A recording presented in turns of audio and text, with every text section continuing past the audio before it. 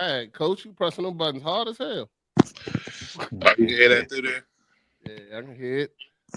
Y'all know we waiting for Instagram to go up. Hello, hello, hello. Instagram is going up on a Monday. Hello, hello, hello. It's your boy, the Beast One. Welcome to Dad Mentality Podcast. I'm glad that y'all are joining us again this week. Today, we got a special guest. We got the people's lawyer, Johnathon Newton.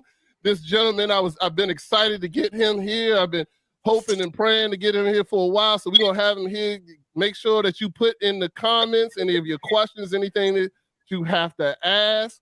And, we're going to pick his brain and see what you need to do if you ever get yourself in trouble. Y'all know what it is. Dad mentality.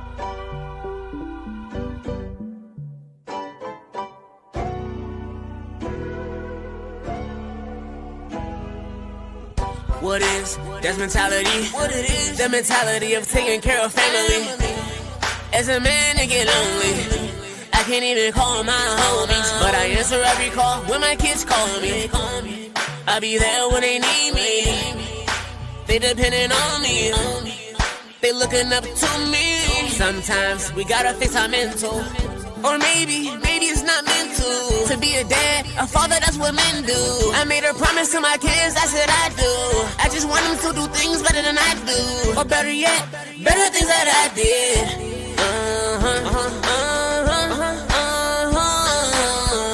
What is that's mentality? What it is? The mentality of taking care of family. As a man, I get lonely. I can't even call my homies, but I answer every call when my kids call me. I'll be there when they need me. They depending on me. They looking up to me. Welcome to the show, shout out to the coach. And Maddie Ice Cold Crypto. And each one, teach one. That's mentality, we just try and reach one. What is, that's mentality.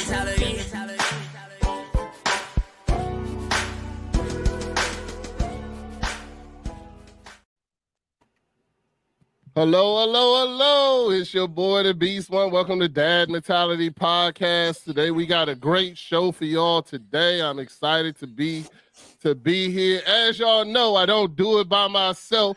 So I'm going to go ahead and start to announce it first. Y'all know him as the diversified hustler. You know him as the ice cream man. You also know him as wealthy and blessed. It's my man, also Commanders fan, Maddie Ice Cold Crypto. What's up, Maddie Ice? How you doing today, sir? Representing? What's good? Definitely what's good people. Happy to be here today.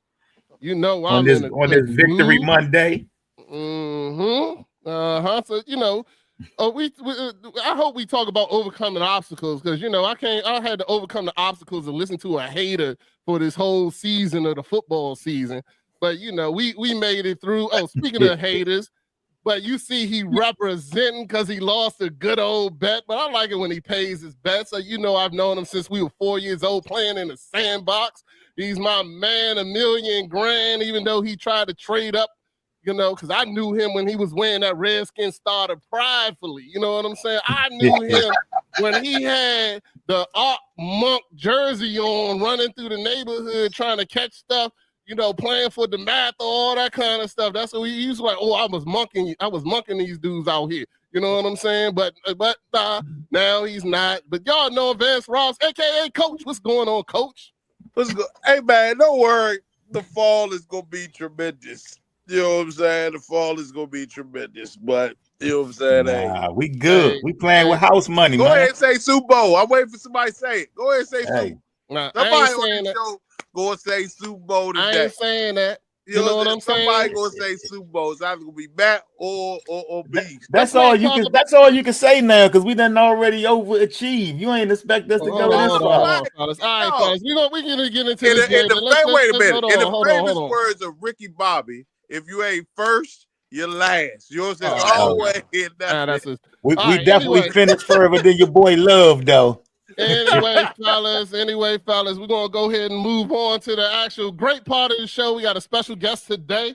He is an African-American believer. He is a husband, a father, a social justice advocate. He is an author. He is an attorney at law. He's also the president of the National Association Against Police brutality.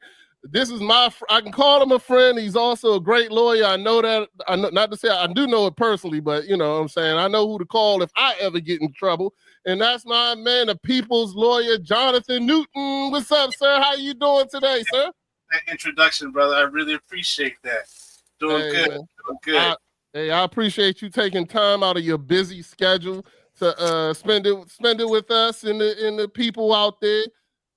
Miss Allison already said hello to us, and so make sure anybody watching on my Facebook. Sometimes I don't get the comments on my Facebook, so please go to Dad Mentality or our YouTube and put the comments in there so that I can answer any questions or Johnathon Newton can answer any questions if you have anything towards that. I am going to say we ain't giving out no legal advice, so don't be telling us what you did and how he can get you out, because that ain't going to happen. Go to jail. Yeah.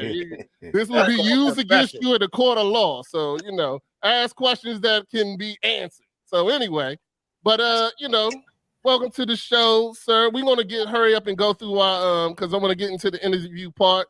So we're going to go through our mental health check-in. I'm going to go ahead and go first.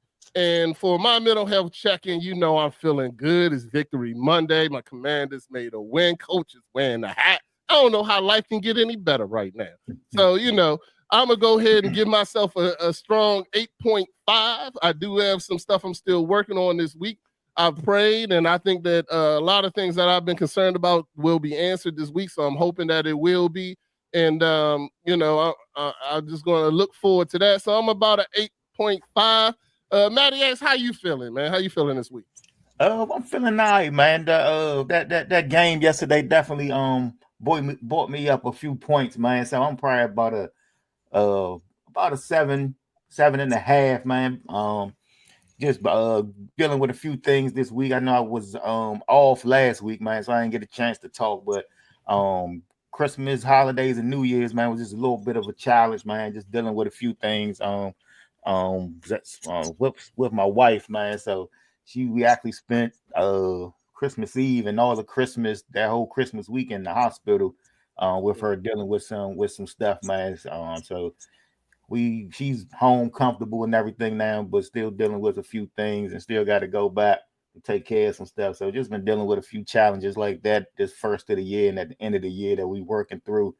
What we making it do what it do and pushing through. Right now probably about a 7.5, man. Just trying to get back on track, man, so I can get this new year off to a great start. So just trying to get back on track for this new year. Yeah, excellent. Coach, let us know how you feel. You look nice, man. You look like you're in a good mood. All handsome. I'm in a great mood, man. I mean, you know what I'm saying? Like, football is football, right? You know what I'm saying?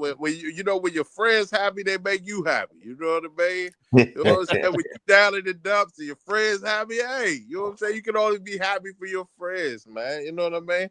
It's good to see y'all winning. You know what I mean? Y'all, think about all the years I had to watch y'all just dragging ass about the daggone man, let's not talk about the past. Let's talk about today. See y'all win. It's a whole new era, man. We got new ownership. Those last 20 years don't count. You know what I'm saying? Because you know your favorite coach as soon as y'all fall off this cliff, you know what's gonna happen. So it's all good. I'm gonna build you back up. You know what I mean? But my week, you know what I'm saying, over the last week wasn't bad. You know what I'm saying? It was a pretty busy week, you know what I'm saying? The snow, of course, had us shoveling. Yeah. You know what I mean? Which is ridiculous. We talked a little bit about it last week, Matt, when you missed out. But you know what I'm saying, all in all, you know what I'm saying, getting, you know what I'm saying, back into the groove of things at the beginning of the year, you know, New Year's resolutions, you know what I'm saying, just different year goals, you know what I mean? Just starting to strive towards those, you know what I mean? I finally got my goals kind of, you know what I'm saying, lined up, and now it's just time to execute, you know what I mean? So, not on social media, you know what I'm saying, as of, you know what I'm saying, Monday, today, actually, so it's kind of, I'm trying to chill from that, normally for the first couple months, you know what I mean, and, I mean, just going from there, you know what I'm saying, try to accomplish some things in this first quarter of the year, You know what I mean? Because it's the most important quarter. You know what I mean? You started off right. You know what I'm saying? You can kind of keep momentum going. You know what I'm saying? Right. I'm still riding on high from, you know what I'm saying, New Year's and Christmas. But this week is going to be testing, you know what I'm saying, from just being busy, both at, you know what I'm saying, work and a part-time job, wife business. So, you know what I'm saying? I think I'm probably at about an 8 still right now. You know what I mean? So, and just physically, I'm feeling better. Like, I'm actually really starting to feel like myself, you know what I'm saying, the last couple months. So, that's a good thing. Excellent. Yeah. All right. Let's see how you feeling. You know, mental health is important to us at Dad Mentality Podcast. So, you know, if you want to make sure y'all check in in the comments, let us know how you feeling from 0 to 10. And let's get into Johnathon Newton. How you feeling today, and where you at as far as your rating from 0 to 10, and what you're looking forward into this week? So right now I would say I'm on about a 9. You know, usually when I start off on a Monday, by Friday I'll be a solid 5. You know, it's just the job is taxing. You know what I'm saying? I'm, you know, on every weekend that I can get, I recharge my batteries mentally, and you know, I start the day off always on a positive note, and you know, I'm going through some things that as I look at 2025 that I know that I want to do differently than 2024, and so I'm trying to stay proactive about those things. A lot with managing my time resources and the interactions that I have with a lot of people. What happens with these businesses where you're helping people with issues is you're taking care of their needs, and you're never really taking care of or prioritizing your own needs and the needs of your own family. And so for me, I'm really trying to be conscientious about that. I'm not going to, you know, if I'm not here for people, then I, you know, nobody will be served. As far they'll go someplace else, obviously, but it won't do anybody any good, particularly my family. And so what I've done now is I'm just looking at, you know, as I go throughout the week, sort of controlling, you know, my level of anxiousness, try to be conscious and in the very moment that I'm in for whatever I'm doing, just to be focused. Because as you know, man, I deal with so many different things that they can become taxing mentally. And then by the time you hit the end of the day, you're exhausted, and then you start the very next day, and you get another double down. So I try to rejuvenate every day. But right now, man, I'd say I'm on a 9, and the reason is because just to be able to see a situation like this, for intelligent Black men be able to sit down and have a conversation about anything, to me, it's not only inspirational, but it's actually therapeutic and exciting. So I appreciate the opportunity to be here. Thank you. Nah, I appreciate it, man. I'm definitely going to lock that in as a sound bite too. So I'm going to go ahead and, but I appreciate you coming here. I know your time is valuable, you know, because you usually charge by the hour. I'm glad you ain't charging me for this hour, but you know, it's still good, but I appreciate it. But, you know, when I met you, I just want to give a little background. I met you on Business on My End, because you also are an entrepreneur. You want to give a quick shout out to your restaurant? Okay. So I can go into that. We have one on Main Street, which is called the Lunchbox, and it is just a little small dive where you can pick up tacos and sandwiches and salads and wings. And then we have another one over in Sea Pleasant called Poppy's Taco and Latin Grill, which was the main one that we bought back in 2022. And so, you know, those are our two main businesses that we have that my wife runs, and that's it. I'm a serial entrepreneur. I also recently acquired an auto repair facility over in Temple Hills.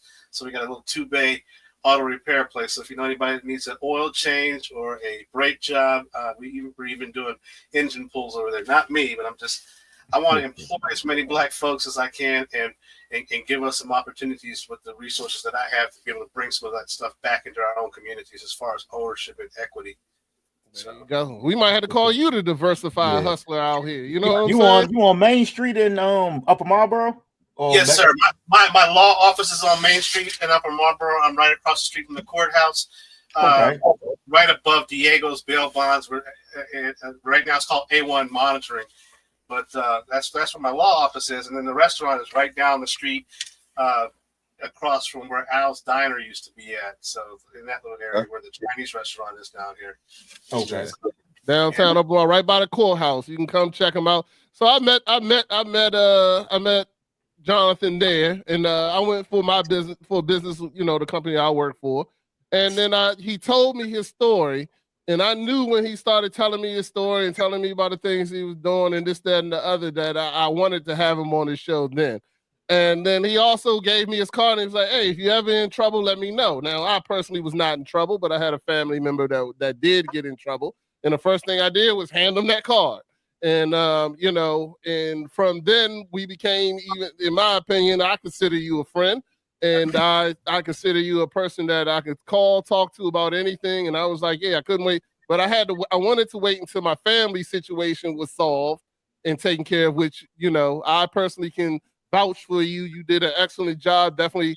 I didn't think there was a great outcome or a good outcome that came. And I feel like the best outcome did happen.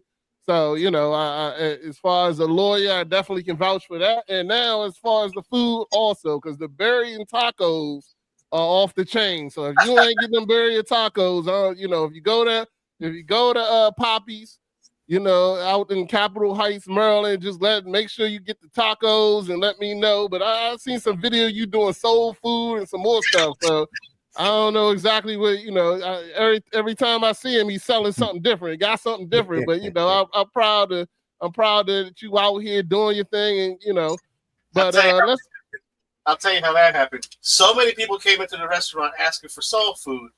I had two young ladies who said, we can make some soul food. And I said, well, let's see, bring it. We're going to do a taste test. Give me some baked beans, potato salad, green beans, and macaroni and cheese, and bring me some dishes, and let me see what you got, what you're working with.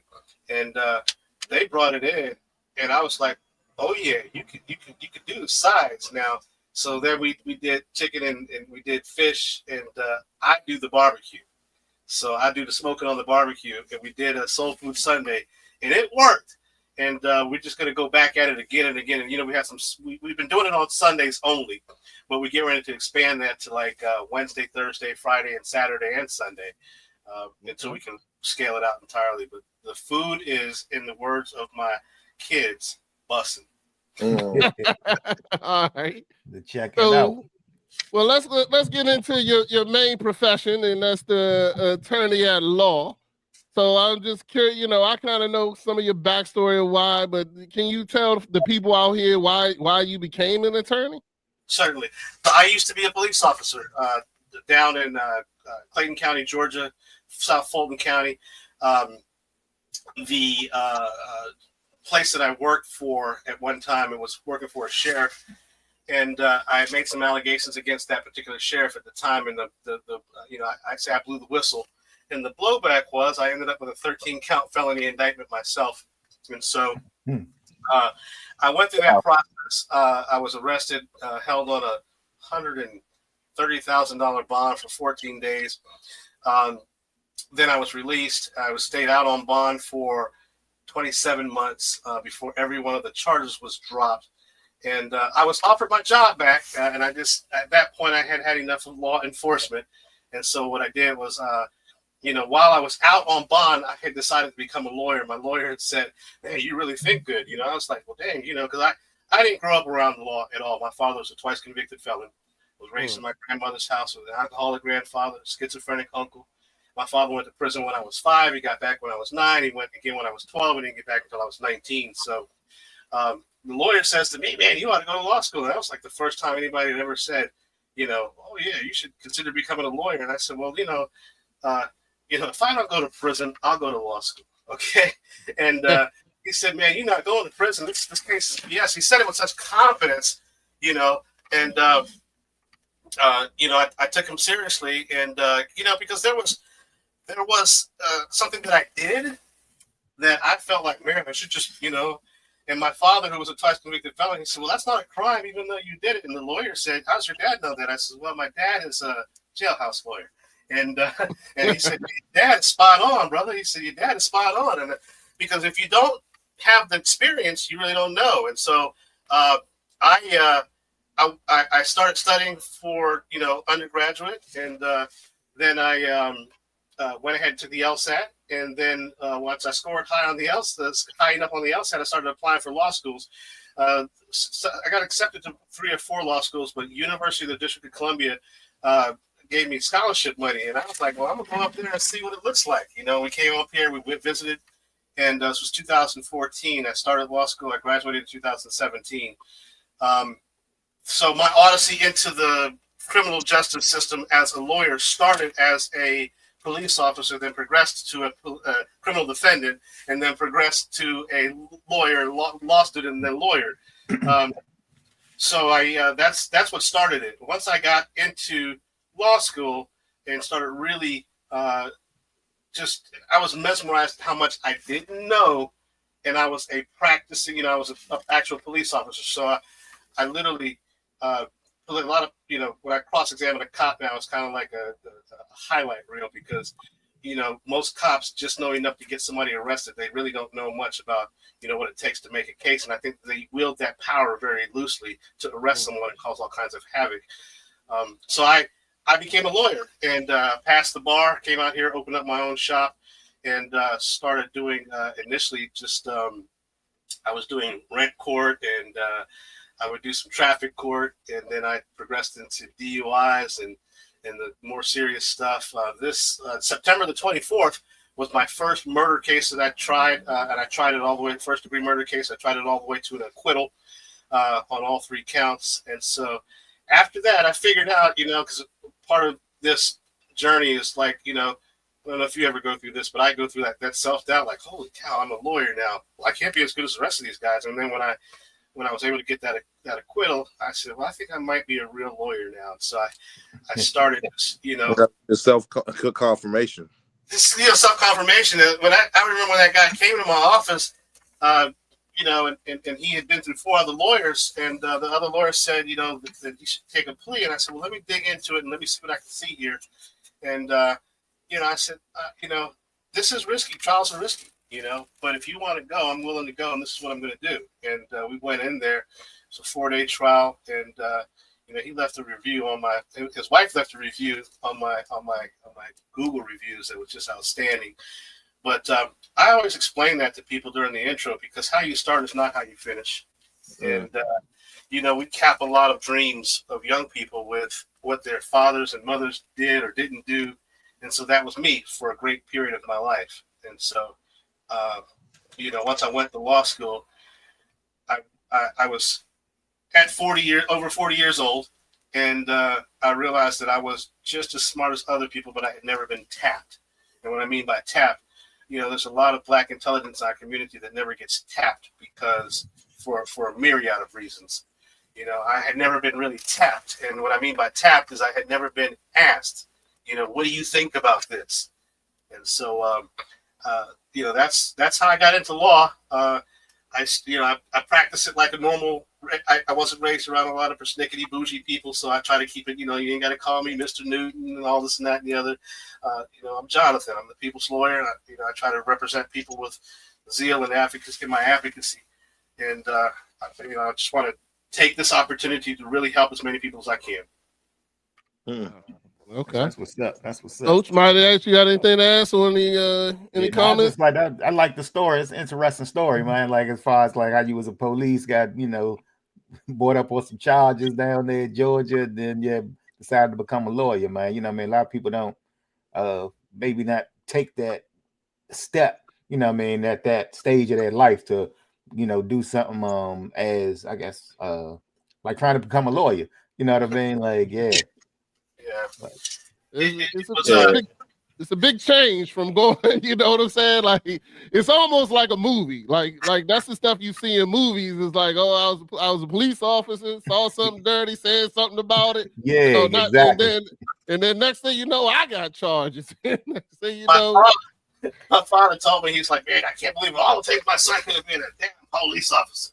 And he was telling me all kinds of stories, and I because I grew up without him in the home a lot, I was like, well, he just got to be on that, hate the police, this and that and the other. And to be honest with you, once I went in there, they nicknamed me. My nickname was the Boy Scout because I wouldn't do anything wrong, you know. And that's what the other cops named me. And you know, it was really at 35 years old, it was really an eye-opening experience because you can lose your life, you know, around law enforcement officers who want to kill you. If they feel like they can't trust you with some of their dirt. And that happened to a brother up there in Baltimore. I'm positive that I forget his name, but he was shot dead in the streets of Baltimore in about 2000, I want to say 15 or so. You can't. He was scheduled to testify the next day in a federal case, and that he was shot and killed. And that's part of that business. And the smaller the police departments are, a lot of times the more corrupt they are as well. Yeah, sound like the what's that show that was on Rebel Ridge? No, but and the show that was in Baltimore about the dirty cops. Oh yeah, about not the Wire, but yeah, the one that was kind of off of that with the same, you know what I mean? I know what it was. I can't remember. I'm blanking on it now. Yeah, we own the city. We own the city, and also we own the city. Yep. On the city, I followed all that stuff. I mean, it was because a lot of people think that stuff is just theater, and it's really not. It's absolutely, man. Particularly the larger those police departments get, the more difficult it is for the administration really to police the police. Yeah. So sure. Yeah, I mean, the thing about it is, although TV is not real, it's a real story from somewhere, right? Yeah. Those people are that creative to where they're just. We Own the City is written by a police officer. Yeah, he was a police officer. And The Wire, I thought it was kind of based on some true stories. Yeah, the Wire, We Own the City were all written by a police officer, co-written by. They had a gun task force up there in Baltimore City that was doing some horrendous things, and so you know, that whole environment up there was rife with corruption and police misconduct, and nobody dared challenge some of those people. Yeah. The Shield is based off of a task unit out of LA too, a gang task unit out of LA. You ever watch the Shield? Yeah. And they were corrupt as can be.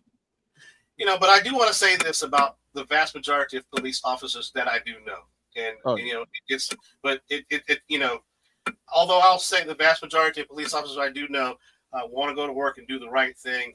I'm not going to say it's a few bad apples because there's more than just a few. But the vast majority of officers go to work to do the right thing. And there's a lot of people that, you know, they were picked on in middle school and high school. And you can tell when they get that badge, they become somebody that they never could be before. And you can tell almost within inside of, you know, 48 hours of them getting out on the street what they're going to be about because they started almost immediately. Yeah, well, what did they, I mean, most people say when it comes to police officers, especially law enforcement professionals, you know what I'm saying? You got the ones that were picked on that are police officers. You have the ones that want to do right by the community. And then you have the ones that just want a job. Just want a job. And that's those are three drastic, you know what I'm saying? And the ones that just want a job are the ones that make up the majority. They're going to see things and just, I'm not trying they're going to let it ride. Yep. I'm going to do my 30 years and get out of here. The ones that want to do right, they become very quiet because of stuff that happened to me. And the ones that do wrong, they know ain't nobody going to tell on them.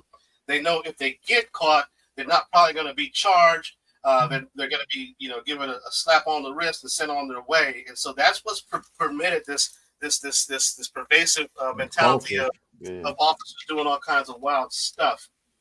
Yeah. Yeah. I mean, I think you had definitely a couple good points out there, and one of them is when you said it's not how you start but how you finish. I mean, I think that's what just about everything in life, especially for these the younger generation. Oftentimes they think they make mistakes. They think that they're stuck in that particular position because of that mistake. And what people have to understand is that a lot of people become successful in their 40s, in their 30s, in their 50s, right? There are a lot of people, you know what I'm saying, out there that change, you know what I'm saying, occupations at that level, right? So it's all about running the race and continuing the race, you know what I mean? But if you fall to your environment or you become susceptible to that, then that's when you start failing at the actual race and the journey and so forth. So that definitely I tracked that point a whole lot. It was one other thing he said, but I can't remember what it was off the top of my head that I want to make a point on. But when it comes back out, I'll definitely. Yeah. So now my next question is, if as a lawyer and where you are, all right. So we all have watched movies, we'll all have watched TV. If you find yourself in a predicament where you're being arrested or even interrogated or whatever the case may be, what is the best bit of advice when a person finds themselves in that situation? What's the best bit of advice you can give? General advice that you can give to a person that is in that situation. I'm not allowed to cuss, but there will be just 4 words: shut the F up. Okay, and I'm gonna tell you, because a lot of times when police are questioning you, they have the information already.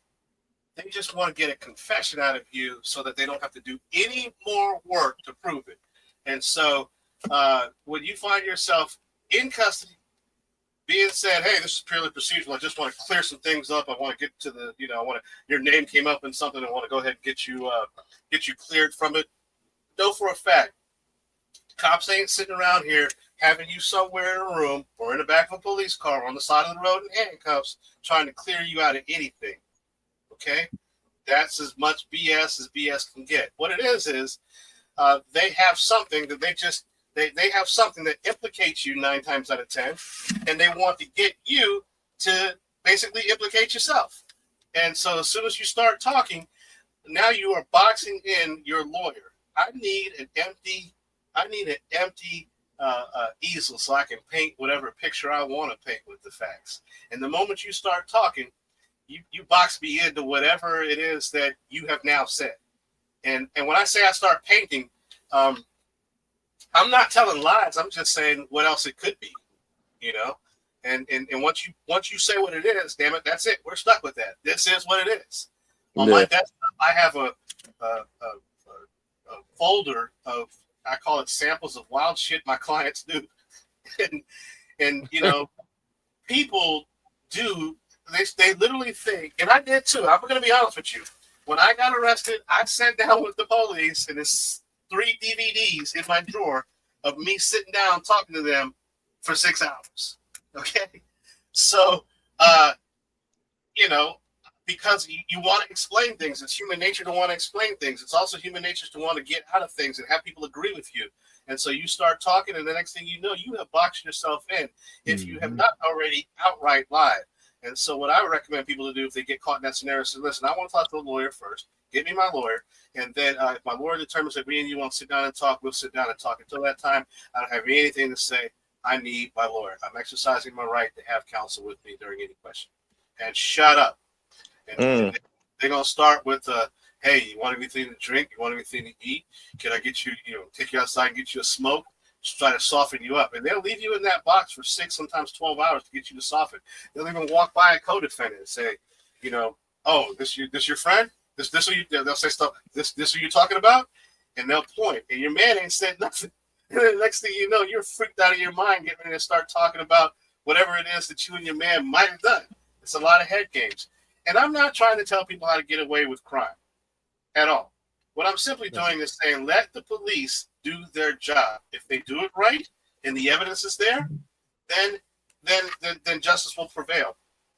But simply giving them all of the ammunition that is necessary to convict you is not really how that should go. Because guess what? You can be wrongfully convicted of some things that you didn't do based on your own statements, and that happens. Just based on your own statements. So give them no statements at all. Let them get whatever they're going to get. Let them do whatever they're going to do. Because guess what? 9 times out of 10, you can't stop them anyway. Yeah. Some of the most sound advice, or some of the best advice my father ever gave me, Rodney, is he sat us down when we were young one time. And he said, he's like, I'm not telling you go out here and do no dirt. I'm not telling you go out and do bad things. He said, but if you do dirt, do it by yourself because you will not snitch on yourself. My dad said, if you guys been any time locked up, my dad said the same thing. He said you will not snitch on yourself. He's like, so anybody can come in there and say your man said this, your man said that. Yeah. And he also said if they ask you if you did it, that means they don't know that you did do it. Yeah. So that cuts both ways, you know. If they ask you if you did it, they sometimes, like I said, they're looking to get a confession so that they don't have to do no more work. Yeah. You know, you can start telling, you know, when I watch these interviews all the time, like, oh, the police didn't have anything until he just gave it to them. Mm-hmm. Up at the scene, he put himself there, but he said, you know, I didn't do anything. Now that you're there, they're gonna make it look like you did something, whether you did something or not. And so it's best not to say anything. Don't put yourself at the scene, and then go from there.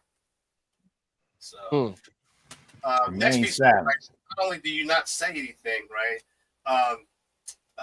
When you encounter law enforcement, right?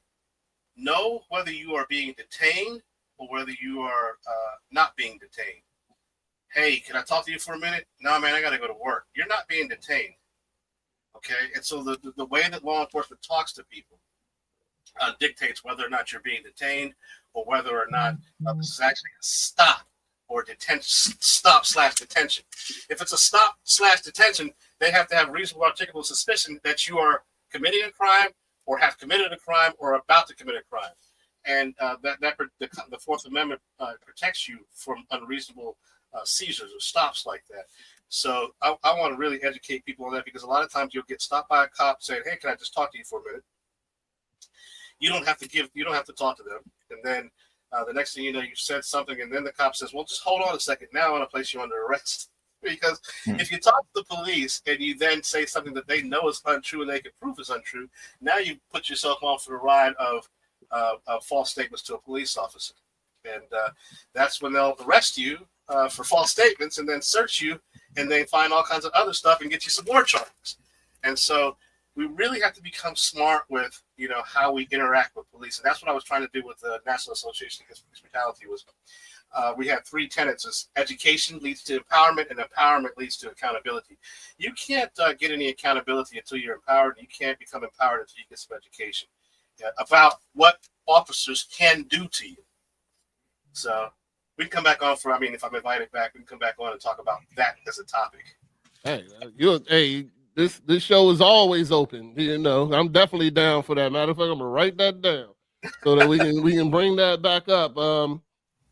So my next question to you is, and thank you for that. If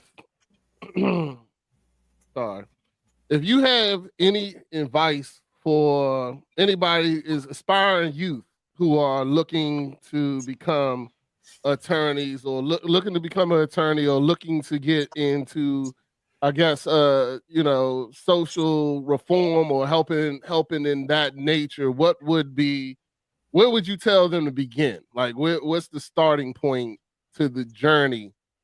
That's a really good question, because, you know, most of us think that there's a path to follow.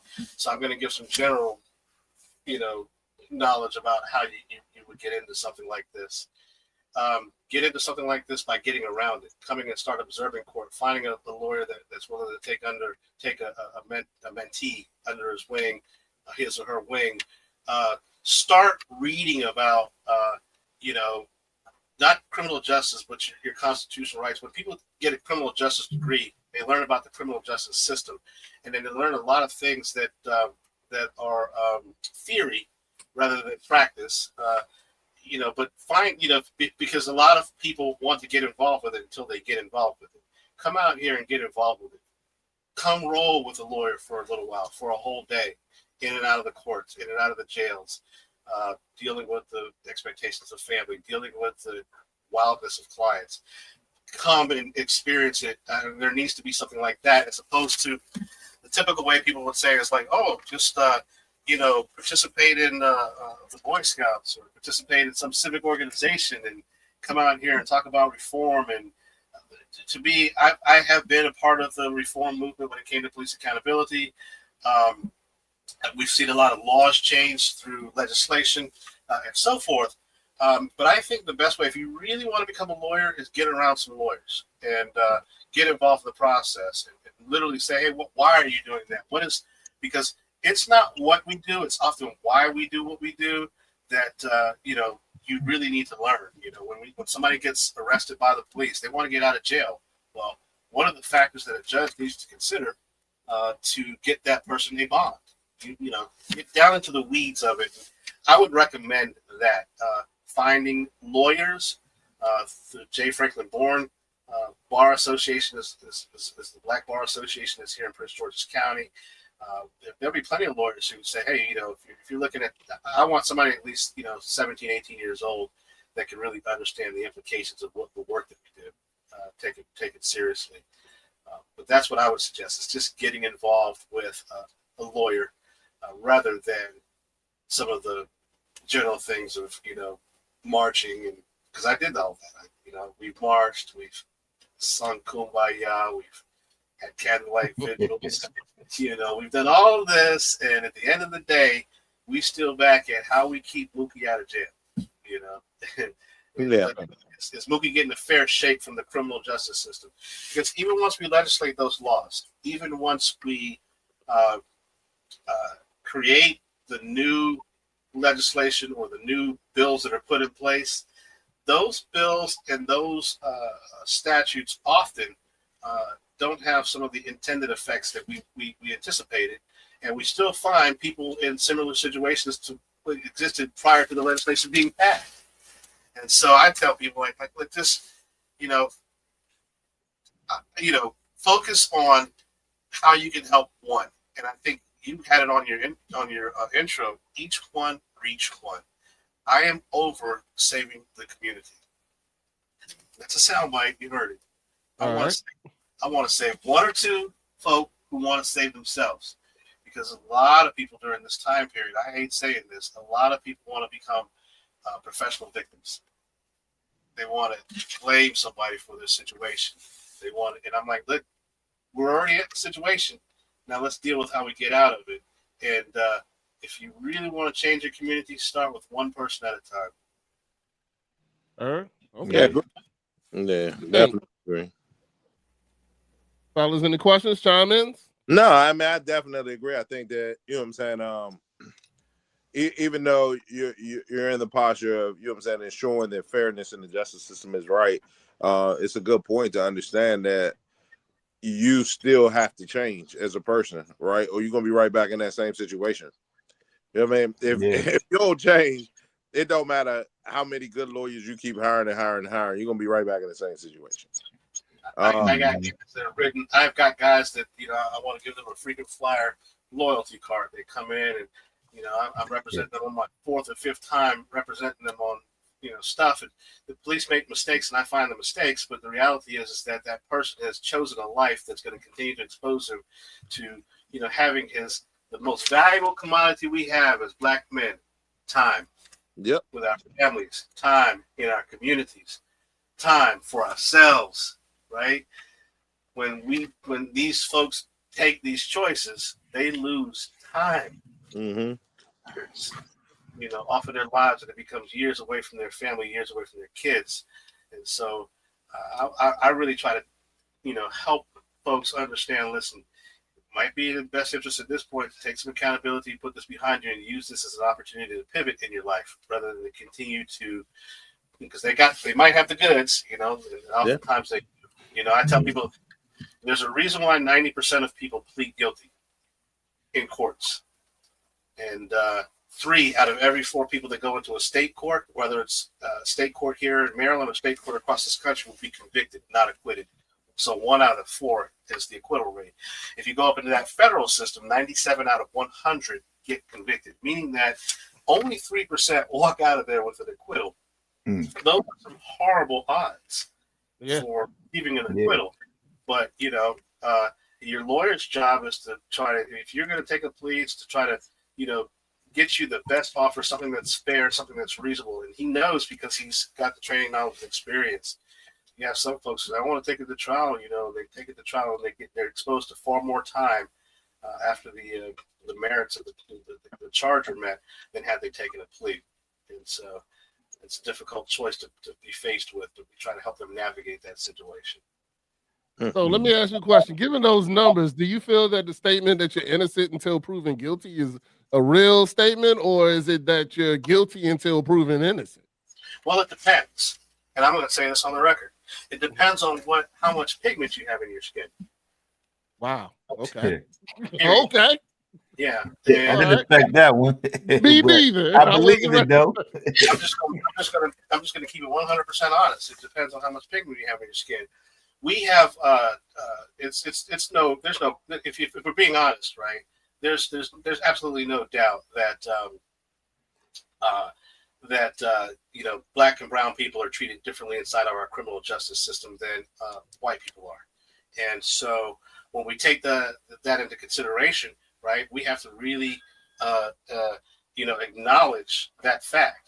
Hang on one second. This is my wife calling me. I need to answer her because I'm scared. Nah, you good. It's all right. We'll go ahead and mute you. Yeah, it's all good. All right. Well, I definitely wasn't expecting that answer. Yeah. But I mean, hey, that's about as real as it gets, right? As long as the answer is the truth, which I'm pretty sure just you can prove that from conviction. Oh yeah, absolutely. Yeah. Conviction statistics. So as long as you know what I'm saying, it can be proven from conviction. Call and ask me, do I want the banana puddings with the bananas or without the bananas? Because I've been asking for the banana pudding all weekend, right? And I want the banana pudding with the bananas. Yeah, 100%. You ensured you picked up that phone and answered that question. You know what I mean? So, Yeah. Nobody. Yeah, you can talk. You can say that call. But you wanted that banana pudding. Don't nobody want to hear all that. Makes a jam up banana pudding. Keep it real. Yeah, I got okay. I mean, it's so we do face a situation where and it's not all courts and it's not all judges, but by and large we're still dealing with racism in the criminal justice system, right? With all the technology that we have, the solution is to track outcomes and to track inputs to find patterns. With all the algorithms and all the AI that we have, we can be able to track people who come into the system, what their charge set is, what their criminal background is, and then what their sentencing is at sentencing to find out if we have a disproportionate number of black and brown people. And I'm confident that the numbers will bear out that, receiving harsher sentences, that's kind of, has always been the impetus for reform. But what I would tell, people is that, that becomes why we should do the things that we do in terms of, educating our people about staying out of this system, because this system wasn't set up to get justice. Yeah. Yeah, I agree with you. I mean, I think that part of it is the education portion of it. Yeah. Right. You know what I mean? Because I think we lack that education as a minority group. I think we also lack the resources of representation as a minority group. Who represents us in those same courtrooms versus who represents them is a completely different thing. Yeah. And because of that of course leads to conviction rates being higher. And this is all without just the racist aspect of it. Just those simple things already impact the conviction rate. And then you throw racism in it, and that just escalates it. So yeah. I feel like you made a good point, Coach, but you don't got your hat on, so I need that to happen. That's part of the bet, man. Put that hat back on, dog. Anyway, go ahead, man. As you had something to say. Yeah, and I just because as you definitely know, it has a bit of racism and unfair, because I always looked at it as when you go into a courtroom, or I've been in situations, sometimes your lawyer, they want to get a certain type of judge because they know this judge is going to be a little more fair. They know this guy, how he's going to look at you. He's going to come at you a certain type of way. So you already kind of at a disadvantage. And I've always thought about it like if that judge is, of a different complexion, when he sees you, he may view a certain type of way. But if it's another guy of his same race in front of him, he may can see his nephew or a family member here because he relates more to the white guy in front of him than he does to a brother in front of him with locks in his head. You know what I mean? He's already going to stereotype you. So, we kind of at a disadvantage already because, we need more of us representing, as judges. We need more people that look like us to be judges in those positions that then those statistics may change a little bit, but the way it is, I don't think it's kind of tough. Well, I don't want to paint too broadly of a brush and say all the white judges, because I will say this: there are a lot of judges, white judges, that will look at the situation and say, and deliver some of that fairness. And on the counter, there are some black judges that are absolutely fed up with they want to they bring down that hammer. You know what I'm saying? And I mean, so that knife cuts both ways. But by and large, right, when we look at the outcome, it still can be said truthfully that black and brown people, from both black judges and white judges, sometimes get viewed more harshly than the white counterparts in similarly situated situations. So I think there's somebody on there asking, can you talk a little bit about the school? Yeah, I'm gonna bring that up. I was waiting to this point, but that's next. Yeah, I wanted to they want to talk about the school to prison pipeline. How do you feel about that? What do you think? So I never heard of the term before it came up a few years, I want to say about 10 years ago, right? I think it's a little bit of a misnomer, because a lot of people start thinking that there's some kind of, conspiracy to suck black boys up and to put them in prison, right? And I think what happens is that causes us to change our focus from dealing with the things that we have control of to thinking about this conspiracy of the school to prison pipeline. I will say that there is a lack of empathy for black men. There is a lack of resources for a lot of black men who are in certain communities, whether it be urban communities and so forth. But what that school to prison pipeline moniker has done is it's caused us to focus a lot of our attention on what others are doing to us as opposed to what we are doing to ourselves. And I'm trying to change that conversation because, we can do more for ourselves than people can do against us at this stage. We can do more for ourselves than people can do against us. And so if our schools are not educating and it's run by our own folks, we need to be questioning them and holding them accountable who are in charge of that. If our children are acting up and committing acts of violence, then we need to be questioning, what are they listening to? How are we producing violent kids as a community, as a culture now? What has changed? Because I'm 52. How old are you, Rodney? 46. All right. I think. Somewhere Matt, around. how old are you? 44. Okay. And Coach, how old are you? I'm 46. All right. Never in a time period of our life when we were young, and you all grew up, now I grew up in Key West, Florida. You all grew up in the DC metro area. Mm-hmm. When you were 14, 15 years old, did the thought cross your mind to kill another 14-year-old, 15-year-old because you got into a beef, or was the thought just, I'm going to go beat that brother's behind? Which one was it? Beat his behind. Yeah. Right. I want a lawyer. Yeah. 14, 15. You said you want a lawyer, call your lawyer. Right. But now that dynamic has changed from I'm going to whoop his tail to I'm going to smoke him. I'm going to take him on. Where did that come from? When did that dynamic, when did that phenomenon get created? TV.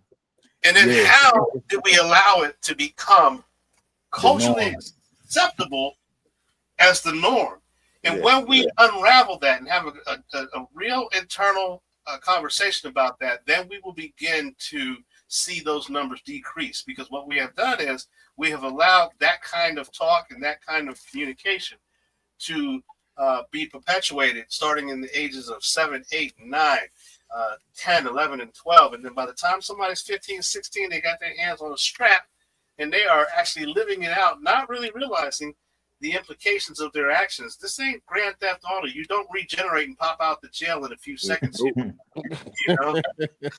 So, yeah. So that school to prison pipeline, I recognize that there are a lot of conditions that can create an incarcerated black man. There's a lot, right? Mm-hmm. But there are also a lot of things that we can do as black men and as black youth to keep from becoming incarcerated. And you know, when I was when I was really part of the reform movement for police accountability, I was always talking about what we need to do to fix the system, and I left out the part of the communication about what we need to do to fix ourselves. And I think as I progressed, as I started evolving, I just, you know, I don't want to be like some, you know, conservative Republican talking about personal responsibility. What I'm saying is that it is absolutely antithetical to us saying Black Lives Matter when we are killing black people at the rate that we're doing. And if you're a chain smoker, right, don't march with me talking about let's clean up the environment. Let's clean up the air. Let's deal with you being the chain smoker, which is more likely to kill yourself. And I equate the chain smoking to us shooting each other than you worrying about the school to prison pipeline sucking you up, or the vast, you know, conspiracy on the other side doing some horrible things to you. We have got to fix the internals, because the externals that the externals that we cannot control, I'm not saying that they will always be there, but I'm saying that they're not there to the extent that they were there 50 years ago or 100 years ago. And so this generation needs to understand that they have better opportunity than anybody else that came before them. And we're just not telling them that message. Yeah, I totally agree with that. I mean, I think that lane with the school to prison pipeline is literally just a distraction. And I think it goes back to just the media and people generating information to people as an excuse. And it's not true, right? So I think that, honestly, the majority of people that go to more school and become successful. Come on, man. Than they do that go to prison. Like that. That's just it is how I look at it. I wouldn't call it like a school to prison pipeline. I do agree when you say if the school is failing, then you need to figure out what's going on in the school. But some of these schools in some of these counties, and you know, and now they have failed the kids. Like I commend some teachers. You got to get your child out of that classroom or out of that school. You got to make the choice to do it. But I've seen some situations where it's very difficult for someone like to concentrate or be able to do anything in some of these classrooms, man. Like, but that's a school system problem, right? And exactly, I get that. Problem. Yeah, we don't want to punish kids anymore. Yeah, first off, we made it to where we can't punish kids. Yeah, I used to be quintessential badass in 3rd, 4th, 5th, 6th, 7th, 8th, and 9th. When I became a lawyer, my mother called down to my grandmother and said, "Hey, Jonathan just became a lawyer." She said, "Jonathan?" And the reason was because I was the one who, man, I graduated high school when I was 20 years old. I missed so much high school in the 9th and 10th grade. They actually put me out, and I had to petition to get back in. The thing is that we don't punish kids anymore. We have adopted a lot of academic stuff that was studied by other people, and we've adopted that inside our community, and it doesn't work. There are some things that we need to do and say with young black men that nobody else should be doing and saying, because those are our kids. And the trust is, look, I guarantee you this. We accept coaches talking to our kids tougher than we accept teachers, because the assumption is that the coach is trying to make that young man a better player. So we don't allow teachers to have the latitude, and a lot of it has to do with some racial dynamics, right? And they got to start at home too, though. They got to start at home because if your child in there and they totally disrespect, like have no respect for the teacher, and like some of these kids are putting hands on teachers, so that comes from something else. Like that comes from at home. They don't have a good structure, or you know what I mean, you know what I mean, in the first place. So those are some of the issues where people are just they have no respect. You know what I mean? And that goes back to like you were saying about why they feel like they are killing, like they just, you know what I mean? Because we didn't think of doing that when we was in school. We respected even if he was bad in school, it still was a level of respect, like for your teachers and stuff like that. You just wouldn't go to class. Like you like, I'm just not gonna go. But we grew up scared of our moms. Yeah. We grew up, I was scared of my mom. Well, so now, yeah, I agree with you, Matt. They're not scared of their mothers. They talk to their mothers any old kind of way. And yeah, so but my thing is this: if it with that, that's not the school. That's not the school. It's the culture. Yeah, the school isn't there to put to police the kids. Like they're not babysitters. Well, we have allowed the laws to be legislated that criminalized some damn good parenting. Yes. Yeah. I remember when we grew up, man, we used to in elementary school, the teacher used to have a paddle in the class. Oh man, that's exactly. I was there, and it worked. I mean, it caused you to. You knew there was some consequences. Now there's no consequences, and I'm sorry, but young, I'm going to quote the Bible. It says the beginning of wisdom is fear, and you can't really sit around and logically talk to young people about just making the right decision. And that's what some of these academic geniuses have come up with, is that we need to treat them as they're not mentally developed enough to really sit down and process that way. So we have to make it a very binary choice. If you do this, I'm going to do this. If you touch the stove, it's going to burn. Exactly.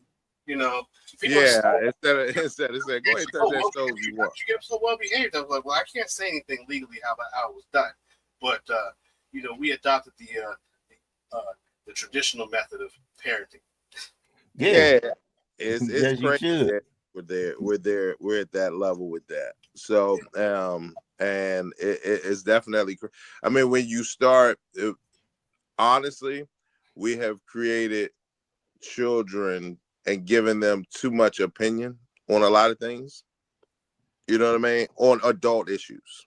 On adult opinion, we've given them latitude. We've given them choices that. It wasn't that way, and it was not that way because a lot of choices and a lot of latitude, they're not equipped to be able to make those decisions, and we're continuing to do it. You see it with some of the laws that allow a child to keep hidden from their parents the fact that they've gotten pregnant or want to get an abortion.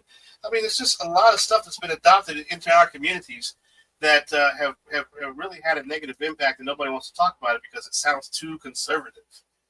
Yeah. It sounds too much like the Republicans. I'm like, well, I'm not a Republican, but even a bloke in caucus right twice a day. Yeah. There you go. You're right about that. So, fellas, I know, Jonathan, you have a busy schedule and you have something else that you need to get to. I appreciate you taking the time, but now you've already committed to coming back to the show and doing a part 2. I will. I'm gonna go ahead and let you get back to work. I appreciate your time. I appreciate you coming here. I appreciate. Yeah. What'd you say? I said it sounded like your retainer hours up. No. Yeah.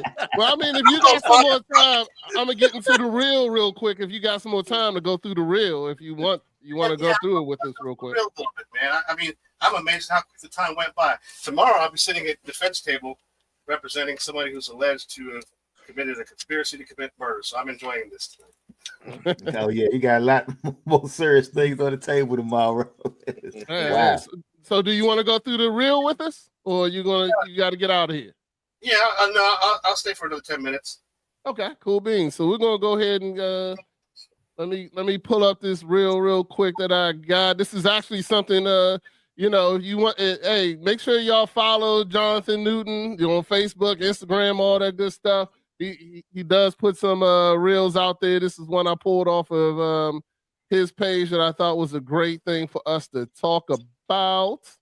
So let's go ahead and pull it up. Maybe I don't got it. There we go. All right, pull it up real quick. And there we go.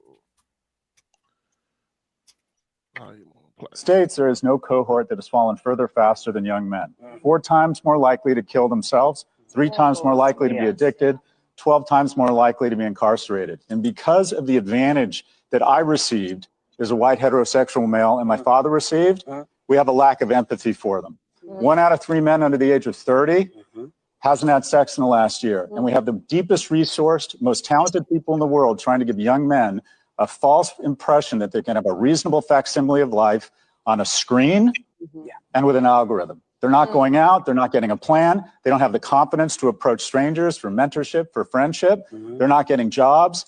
And I hear from mothers and I hear from women. You know who wants more economically and emotionally viable men? Women. Yeah. Women. Yeah. And unless we have more empathy, empathy is not a zero-sum game. Civil rights did not hurt white people. Gay marriage did not hurt heteronormative marriage. We have to look at the statistics and understand that our young men are failing. They are struggling. 4 times the suicide rate. 4 times. There are things we can do. This is a call out to all men. The single point of failure when a young boy comes off the tracks is when he loses a male role model. The ultimate expression of masculinity is for a man who is doing well. You don't have to be a baller just trying to live a virtuous life, is to reach out and get involved in the life of a boy. If we want better men, we need to be better men. United States, there's no code. All right, fellas. So, Jonathan, I'm gonna go ahead and let you go first. How do you feel? How did you feel about that reel? What do you think he's saying? And what's your view? It's because it hit home with me. I mean, I have a 26-year-old young man, grown man, that without putting all his business out there, a lot of those things that he talked about, he has faced: the lack of confidence, the lack of, the inability to approach people and just say, "Hey, my name's Johnathon Newton." We grew up at a time where we did not have all of these artificial things. I put on my Facebook page last week: artificial intelligence is producing natural ignorance. Okay. You and I talked about it earlier. We have, we've come to this culture where you can just swipe left, swipe right to pick and choose who you want to be with, and then talk to them in an artificial way. So we have artificial relationships, we have artificial sex, we have an entire generation of people, 2 generations now, that is exposed to computer technology that has completely supplanted human interaction. And the human interaction that is necessary to build a relationship with a woman, it's just been replaced. I remember back in the day of all the steps that you had to go through before you could get a girl to come out on a date with you. All the steps you had to go through to get a girl to engage you physically. Okay, and the steps now, you're seeing increased numbers of sexual assaults because these guys are getting frustrated because they're physically ready, but they're not socially ready to go through the steps necessary to interact with a woman physically, and they just take the move thinking that she's ready. And there's a myriad of things. That reel, I would love to have a segment to talk about it, because you know what, Rodney, that's really at core what's affecting our young people in our community. They're so frustrated right now. It becomes either I'm gonna kill the person who I think has disrespected me, or I'm gonna rape the woman who I think doesn't want me. And that dichotomy right there is producing some bizarre outcomes. And again, it is because we have adopted some technology into our communities without having any restraint and really understanding the outcomes that we're going to result from this. And now I want to remind us of something, okay? Everything that's done in America, my undergraduate work is in social science. Everything that's done in America is studied before it's done. So somebody knew the outcome that would produce. Mm-hmm. Just like somebody knew the outcome that producing the music and allowing the music that we have to run rampant in our communities. They knew the outcome, and they chose to do it any damn way, because that issue with that white man talking about that is happening in white culture too. So imagine the numbers that it is happening in our community as well. There used to be a saying, when white America has a cold, black America has pneumonia, because it affects us more. And so, again, we have these artificial relationships. And like I said, that game that you see now, the balloon popping game, that is indicative of, illustrative of what that has produced. There is no empathy. A person can walk out within 3 seconds. People just popping the balloons. He's no good. On one day to move on. Oh yeah, okay, yeah. That goes back to the trap that we talked about on a previous relationship, where I feel that men. Here's the thing. One thing I told my son, I was like, "Yeah, I want you to do it the old way. Here's a pen. I want you to go meet a woman. Go meet a woman." It blew his mind. He was like, "So what am I supposed to do with this pen?" I was like, "Nah, I want you to go talk to her, And then he goes up, he's like, "Yeah, can I get your Instagram?" That's the only thing he knows. You know what I'm saying? Can I get your Instagram? Can I get, that's it. Even that's better than just hopping in the DM, like to go social to interact with people. Because I definitely agree. It's a lack of interaction nowadays. Like you said, I believe it was planned. A lot of kids, I don't blame it on that, on COVID, but that year, that actually put, changed some people, the way people interact with people and different things like that. But yeah, they don't know how to interact. And going back to what we were saying earlier, when you don't know how to express yourself, that's when, like you said, it comes out in anger. That's usually what creates anger, because you don't know how to express yourself with words, or like you said, it kind of builds up inside of you, and then it erupts in another way. So we definitely need to work on better socialization and help people learn how to express or talk about what's going on. Man, I'm getting ready to I want to start winding down my practice a little bit, and I want to take a PhD and study like what really happened in our community, because when I say and study that, right, we went from a generation of people that used to say about our women, they're once, twice, 3 times a lady, to these hoes ain't loyal in our music. Yeah. Our music is a reflection of us. Music is not a mandate of who we are. It is a reflection of who we are. And so what has happened is that music, you can see that we went from once, twice, 3 times a lady to these hoes ain't loyal to can I smash to what's your app to what's your OF, and it's just been this constant degradation of like a normal relationship. Yeah, there's no love songs. You can't find a love song today. Nah, for real. It was a post somebody did, and they were talking about like music in the 60s, 70s, and they just were showing gradually how music changed.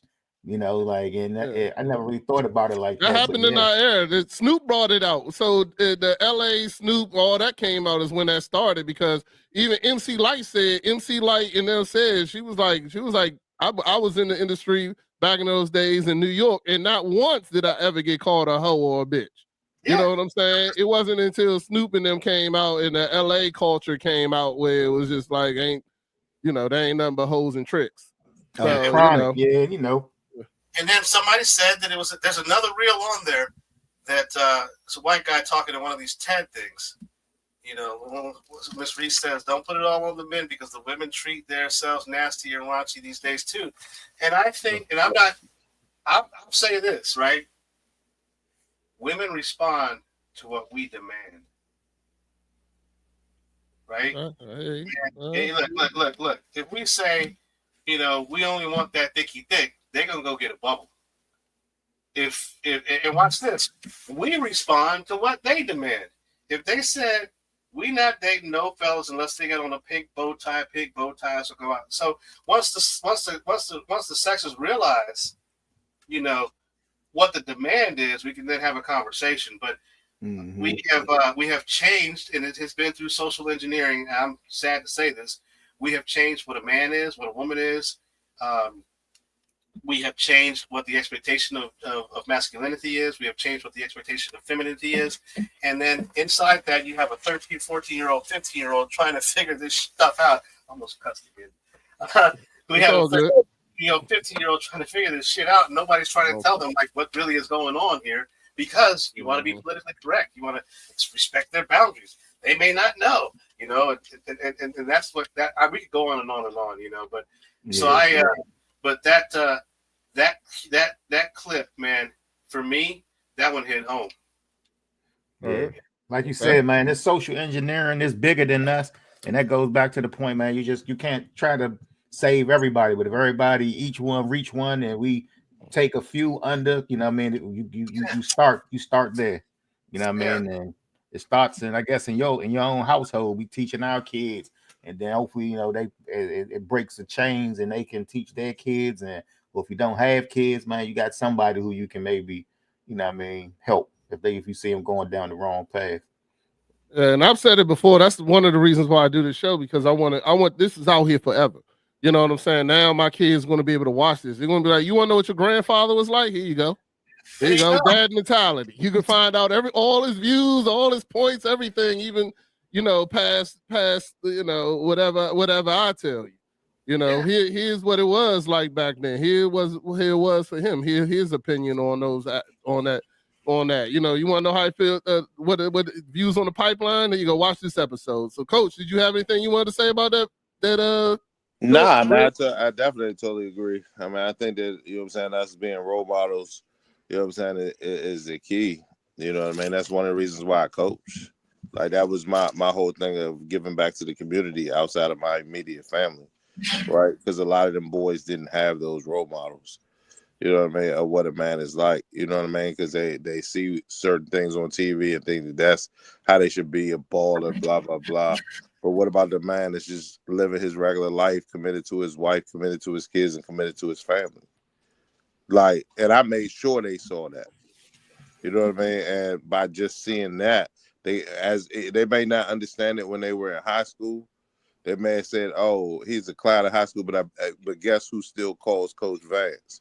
These 30-year-old guys that are raising kids. Absolutely, they built a relationship, and that it's a unique relationship when a young man finds a man who put something into him. The one who reached me was a pastor. I'll never forget him. You know, he was a pastor, and he talked to me about, you know, like what I want to do with my life. My father was locked up, and he put something into me that I'll never forget. He said, "Man, I was 18 years old and a high school dropout. He marched me down to a school in Georgia and said, 'We're going to get you back in school.' And I ended up sitting at a lunch table with, you know, what I considered to be 16-year-old kids, because they were in the 10th grade, and I was 18 years old, a fully grown man. But the pastor said, 'Man, you don't look a day over 16. Relax.' And he got me back in, and I ended up graduating. I was 20 when I graduated, but he changed. You know, he put me on a different course. He showed me some things. And we're not, you know. So I got to go. But I want to tell you fellas something. The fact that you invited me on this show, Rodney, and the fact that you all are doing this show, man, this is the work of how you change the dynamic that is in our community. Just having conversations like this, I really appreciate it. You know, because, you know, Rodney, you've seen the work that I do. The saddest part of my business is that there's not much positivity sometimes. And I want to thank you all for being positive and inviting me out to just share and talk, because I don't get that opportunity much. And this has been therapeutic. It's been inspirational, and it has been exciting. So I want to thank you for having me. Awesome, man. We thank you, man. We thank you. I think you got a motivational story that a lot of young men could learn from, man. The way you say you had to graduate and look where you at now. So, man, hey, much love and appreciate meeting you, man. Okay, fellas, I'll talk to you later, and I'll see you tomorrow, Rodney. If you talk to you later. Yeah, I got you. Yeah, no problem. And this is the people's lawyer. So if you're in the DMV area and you find yourself in some trouble, you know, give him a call, but make sure you got that checkbook. Don't be calling. You know what I'm saying? Don't think just because I got him on this joint for an hour for free, you free too. That don't work. Don't bitch your dad mentality asking for a discount. So, Dad's mentality. All right. Thank you, Jonathan. We're gonna go ahead and I got one more reel that we're gonna play real quick, and then we're gonna get into these terrible picks. You can leave if you want to stay and hang out. That's cool too, up to you, or just mute us or whatever you want to do. I'm gonna mute. Yeah. Okay. Cool. No problem. But we got some great things. I really appreciate Rodney, Coach. I guess I appreciate it too, Rodney, Coach. I guess you're talking to us on that. She left you out, Maddie. I don't know what that's about, but anyway. I mean, that's go like Reese Joy don't never work. Her keyboard probably stopped working. She blind. She can't see nothing anyway. But we still love her, Reese. The shout out to the Morning Max show. We love you. She was already an hour late to the show. Now she want to chime in. But anyway, we're gonna go ahead and get into. I got one more real quick, and then we'll get into these playoff picks. As a matter of fact, I think we got a playoff game starting shortly. Yep. So let's get ready, have some fun, and this is a very special reel for Coach.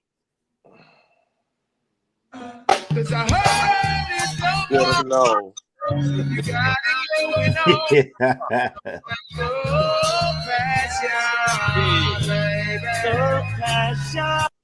So somebody wanted to send a special message to Coach. Let him know what he got to say now, because he was talking all that stuff about us Commanders. So Nash and Nashville, Dwayne Nash, he is a college specialist. He definitely has his own show. That they talk about college sports and this, that, and the other. So he's going to join us next week before the national championship. And, he wanted to just discuss with Coach some of the things that Coach said in the beginning of the season and make sure that everything is, good. But we don't worry about it. It's all right, because we playing with house money. Yeah. I hope y'all still around. You know what I'm saying? Because understand. Don't get it twisted. Like, if it's a close game, you know what I'm saying, then hey, yeah, I'll give you some credit. But y'all come up with this joint and the wheels fall off the bus this week. What do you mean? Look, we did what we did. You can't even say that, because you talking about the wheels fall off the bus. Like, we ain't even supposed to be here. Let you tell it. But see, here's the thing. Like, it's like when the wheels fall off the bus, because I think they're gonna fall off the bus this week. See, that's what everybody's saying, but nobody ain't really got nothing to say. What about us even being here? Did you think we was gonna be here? I mean, I told you, Jay, we overachieved, so we y'all did overachieve. I give you that. But put it like this: we should lose. Let's put it like that. They the better team, right? The problem ain't the loss this week, right? That's what people gotta understand. If y'all lose this week, y'all still gonna be on a high because they beat y'all expectations. That's not when the true fall happens, though, fellas. This is because I've been here before, and I'm trying to coach y'all through this so y'all fully understand what. So what you think we gonna? Hold on, it's next season. It's already the next season. Hold on. I'm gonna mute Coach because he can't talk unless he got the hat on during this segment. We talking about the Commanders. He's not allowed to talk unless he got the hat on. I don't feel that that's right for him. I want him. Yeah, you got to talk with the hat on. There we go. Now, okay. Now I can unmute you. All right, here you go. The trash talk, you know what I'm saying? The trash talking don't stop because the hat's on. I'm just making sure. It's this. And this is where this is why I became the type of non-fan that I am. Because we had a great season. We won a game, and I was all in. And then the next season, that's when everything fell off the rails. Because the expectations was too high, right? And that's exactly what y'all falling for right now. I'm just telling you that I'm not falling for, because next year is the NFC North and the AFC West. Yeah, we got a rough schedule next year. But here's the thing. The problem is they're going to win the offseason. Everybody going to think they're great. And then that's when the fall is epic. But I can't fall for that. I can't go through that. Hold on, man. Let him finish. He sound like a scorned girlfriend over there, Joe. Oh no, man. that's what I am. You already know that. I told Daddy you Ice. I told you I left all that stuff in the stands long time Daddy ago. Ice. Beginning of the season, he said we weren't going to win 8 games. Y'all trash. We won 12. Trash. We won 12. Trash. Not only did we not, no, we won 12. Not 8. Not 8. He said we ain't even going to win 8. And we got 12. Now, he said last week. Y'all play with hold on. Anyway, last week, he told me that we was going down to Tampa and was going to get stomped. That was his words. Stomped. They was going to leave Tampa broken and wouldn't be able to do nothing. Nah. Okay. The fans went down there, took over Tampa, and we got the dub. Okay. Yep. Now we going to Detroit. He gonna go. Now the wheels are gonna fall off. Now, if guess we what? upset Detroit, man, watch out.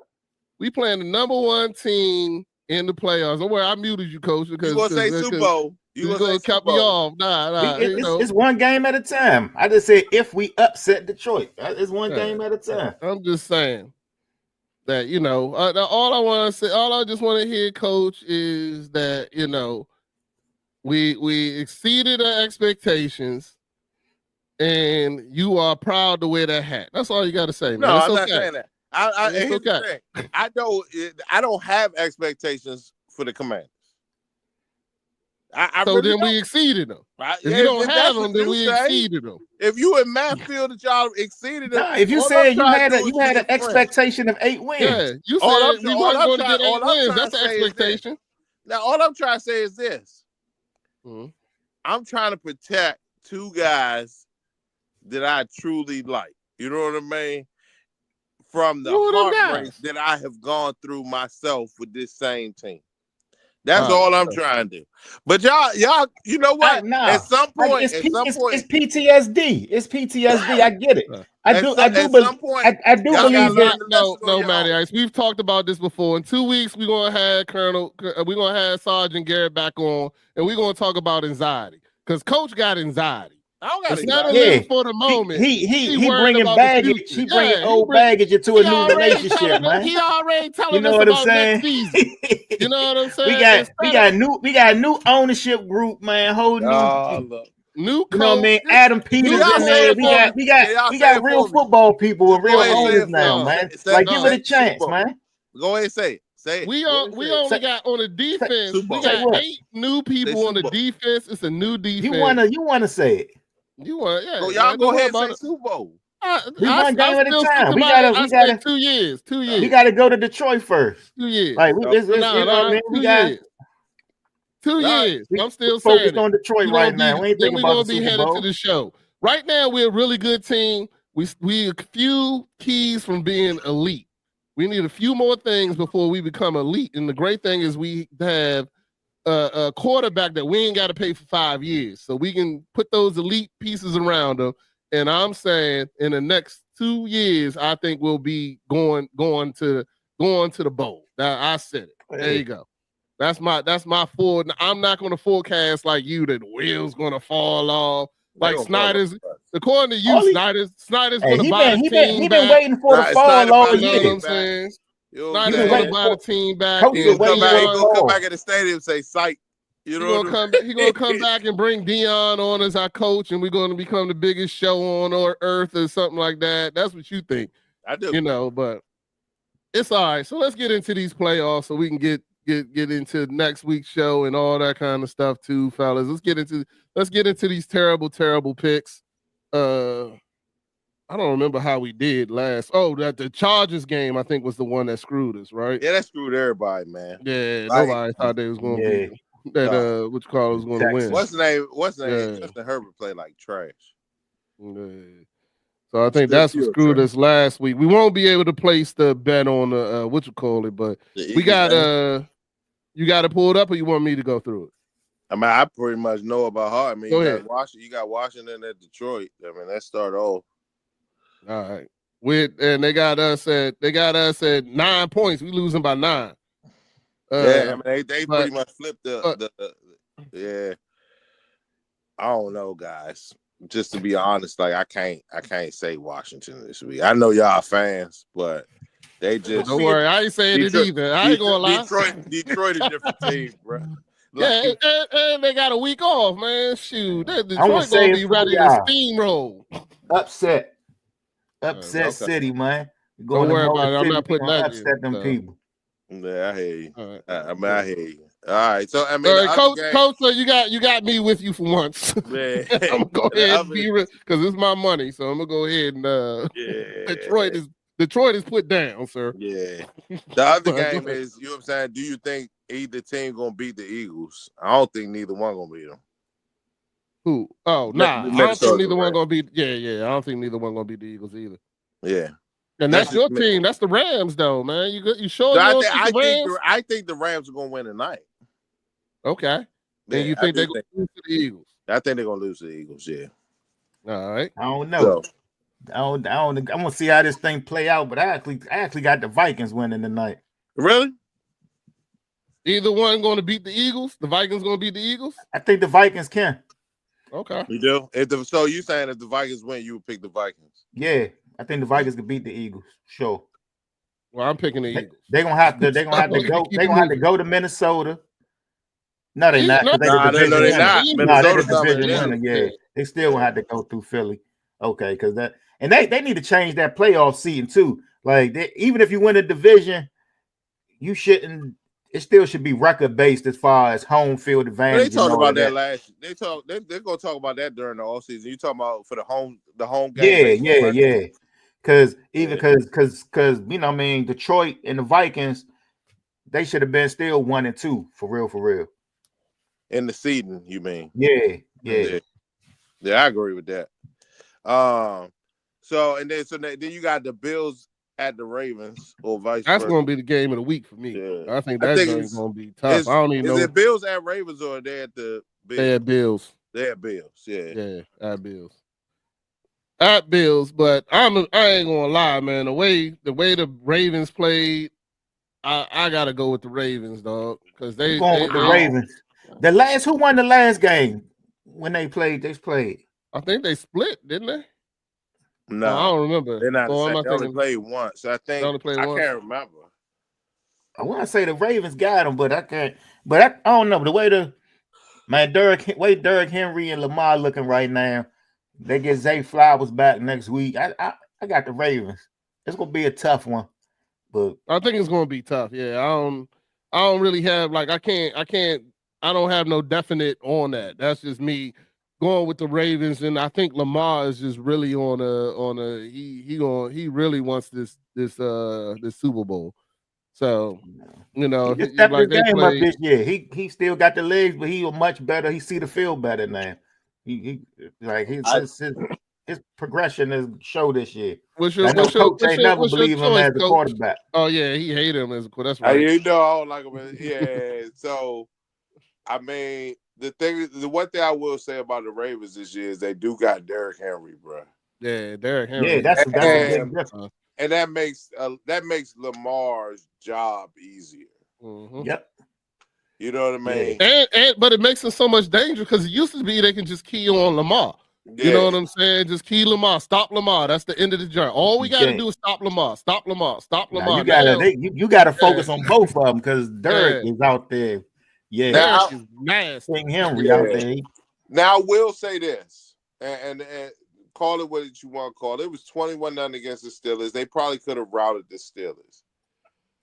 I think the Bills offense can expose the Ravens defense. It's gonna be a game. It's gonna be a game. I think that's gonna be a tough game for them to win. So if I had to pick one, Josh Allen is a bad boy too now. I don't know. I think because of home field advantage, I would go with the Bills. But I can see the Ravens beat them too. So it's both of y'all with Ravens. I'm going with the Ravens. Yeah, I'm Be going second. I'm Raiders. going This with next Raiders. game, though, I think Houston gonna get them. Houston gonna get who? Kansas City? Yeah. Nah, Nah. no way. Not no happening. way. Not happening. A, the NFL ain't gonna let that happen. B, Pat B, Mahomes ain't letting that happen. B, Pat Mahomes and my man, the coach. What's my man? Andy Reid.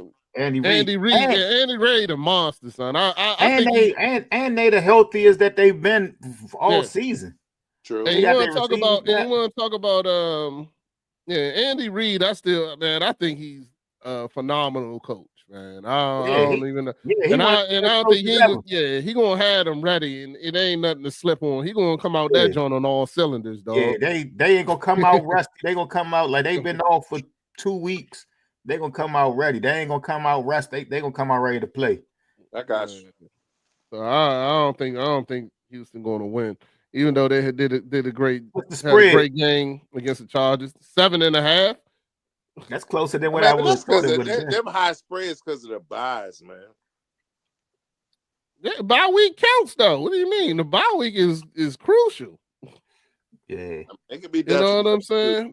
The bye week is crucial. Shoot, the reason why I don't think because all the injuries that Philadelphia have, I know when they get to Detroit, even though Detroit is playing us, I mean, unless they get some key injuries too, because they lost Darius Slay, they lost I think another like defensive not a defensive back, but Slay is a monster. Shoot, them losing him is going to be the worst thing that can happen because their defense, because that dude shuts shit down. So I think that to lose a corner safety, whatever the hell he is, but to lose him, he to me he's a huge key part of their defense and them being able to play the way they can play because he locks people up. But anyway, but then those injuries count, so that bye week is crucial, man, in my opinion. So I got Detroit. That's why y'all got to play D. Montgomery this week. Yeah, Montgomery coming back too. Yeah, well, like I said, I already said I don't think we're gonna win, but I'm still gonna watch and root. But I'm just like I said, I'm happy that we got here, brother. That's all that is got here. I done put my stuff away, brought it out, put it away, brought it out. So, I think it's gonna be a closer game than everybody think, man. No, I think you really want to know my true opinion, I think it's gonna be a shootout. I think it's gonna be back and forth all game. Hey, I like us. I like us in the I'll shootout. put it this way. I like us in a close game. Defense gonna be able to stop the either team offense. If Jaden Reed don't come out, if he, I'm not Jaden Reed, goddamn, Jaden Daniels don't come out from the beginning and get going, then it's gonna be two things. He start out and it becomes a shootout, or because if that first quarter he ain't drive and score, it's gonna be demolishing. We just can't get down. We can't get down. We can't get down by no double digits. We just need to keep it close. And I think we could pull out a close game. We've been doing. But I'll be honest with you, our defense has played way better than I thought they were going to play this season.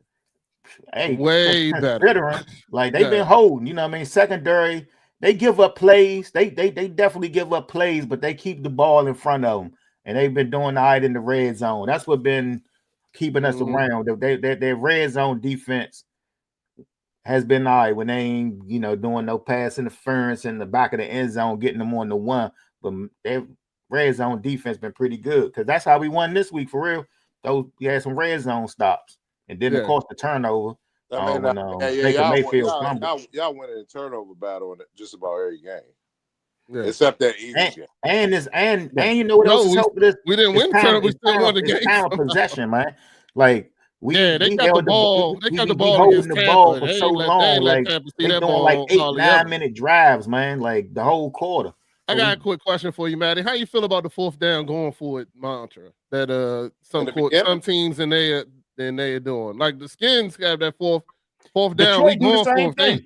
Yeah, but I'm saying I like that mantra though. I like that. Yeah. You know what I'm saying? I like that. Especially when you've been converting them as high as they converting them this year. Like it's like they got like a 80% conversion rate on fourth downs. So I mean, why not? let's call it a spade, dog. As long as you ain't doing it in a dumb environment, bro. Like as long as you ain't doing it on like your 20-yard line. Yeah, you What across difference the do it 50. make? Like Yeah. it's a one play difference, to be honest with you. So Yeah. like you get a ball up on the 45 on their side of the field, okay.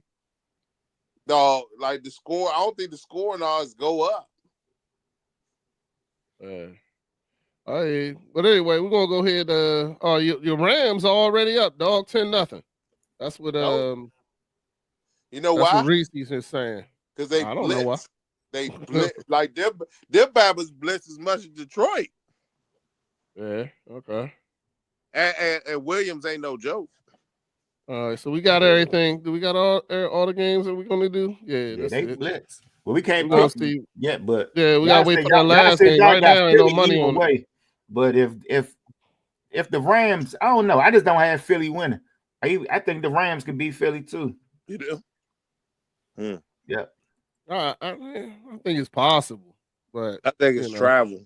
I think coming on this side is going to be tough for them. Yeah, I just know once they play the Rams and then had to go to Detroit, then Detroit going to whoop them. I feel like Detroit's going to win. It's going to be. My opinion is it's either going to be the Ravens, Detroit, or Kansas City, Detroit. So, in my opinion, but you don't think Detroit going to sell it? I don't know. Nah, my joint is Kansas City. Like I said, Detroit. I think Detroit going to make it. Yeah, Detroit going to the bowl. I think it's good for the NFL. I think they want it. I think it's a bunch. I think it's a great story. Detroit. You remember when Detroit was they couldn't even get a win. So this is going to be great for the city. So and stuff like that. So anyway, but so we'll get ready in this show. Next week we're going to have a limited show. We're going to run it quickly and before the national championship. This weekend I'll be with my daughter, so I'll be broadcasting live a lot this weekend. It'll be my daughter's 18th birthday, and just spending time with her, doing the things out there. But I'm broadcasting because really because she wants me to, and because it's highlight the success that the success that she has accomplished, and the success that I accomplished of being her pops. So I'm proud of her, and I want to highlight it. And she wants me to highlight it, so it's going to be good. We're going to have a good time out in New York, and I'll be broadcasting through the weekend. Monday we'll do a quick show and just talk about the national championship and what's going on. I don't really watch college like that, but Nash should be joining us, so Coach, you can have more of that conversation. I don't know how much college you watch. Matty, you watch a lot of college, or you don't? You said you don't, right? Nah. But we'll just had a quick conversation. Then the following week after that, we'll have our boy. We'll have Desmond's going to join us from the Sippin' and Trippin' podcast. He's going to join us, and also we'll have Sergeant Jamil Garrett, who is a favorite from the show. I'm pretty sure he's a favorite for Reese as well, and he's the mental health and drug specialist, also negotiator. So he'll be coming back on. Hopefully, we'll get some news on this book we've been waiting for the last 2 years, and see what's going on with that. But I know he definitely follows the show and is excited to hang out with us and have a good time, talk about mental health and why Black men don't get therapy and stuff like that. And just have a good show, fellas. I think tonight was a good show. Definitely going to reschedule Johnathon Newton. I want to thank him again for coming out and joining us. Make sure you check out all his endeavors from now I know where I'm going to get my car fixed at, and also where to go to get some good food. So it's the Lunchbox down on Main and Upper Marlboro, Maryland, and also Capitol Heights is Poppy's Tacos. You can definitely check them out. Uber Eats, Matty Ice, and Coach. Give them a call. Them Berry Tacos are on point. I can vouch for those for sure. And like you said, on Sunday, got the soul food thing going on. Getting ready to come for more. So I definitely want to thank him for his time and the great conversation that we had. I knew he would be a great guest, but I definitely exceeded my expectations. And I can't wait till we bring him back again and have him again, fellas. And, everybody just have a good weekend out there. So Hey, Y'all y'all good? too, man. Anything y'all got to say? Any parting words? All is well. All Nah. right, you know, Great week.